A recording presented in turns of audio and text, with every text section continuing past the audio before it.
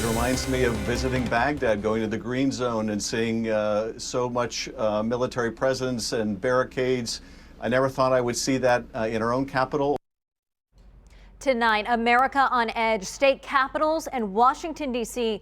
bracing for possible chaos ahead of Wednesday's inauguration, not taking any chances of repeating what happened at the nation's capital just less than 2 weeks ago. And tonight, only on 4, News 4 crews were there for the latest arrest related to the Capitol riots right here in Tennessee. We had the only cameras rolling as federal agents escorted, as you see right here, 35-year-old Blake Reed out of his Wedgwood, Houston home in handcuffs. This happened over the weekend.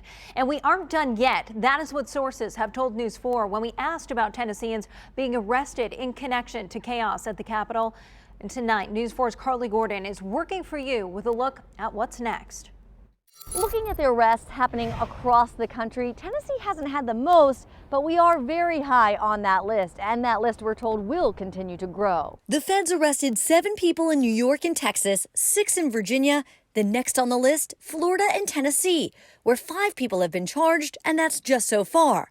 Neighbors saw the news. Seemed like a nice guy and everything. And were downright shocked. Very honestly, it just kind of blows me away. The 5 Tennesseans are the people you see here.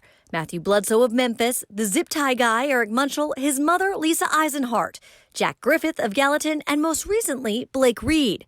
News 4 cameras were the only ones there enrolling when the feds cuffed him and took him in. I heard again, this is the FBI. We were just woken up by 3 booms. Came out and saw just lots of unmarked vehicles, but they definitely were police, saw a fire truck. Reed, Eisenhart, and Griffith are all due in federal court tomorrow, and News 4 will be there to cover it. As for whether we could see similar protests and riots here at the state capitol, well, officials are planning for the worst and hoping for the best. In fact, they're hoping for a repeat of what happened yesterday. Police showed up ready to protect and serve, but hardly any protesters turned out. Carly Gordon, News 4 Nashville. And a pro-Trump rally in Nashville is planned for Wednesday, which is Inauguration Day. Metro Police Chief John Drake says his department says there is no imminent threat of violence at this time, but security is ramped up. Alongside Metro Police, THP will have a strong and visible presence at the Capitol and the surrounding areas all week this week. The Tennessee National Guard is also providing soldiers and airmen for added support.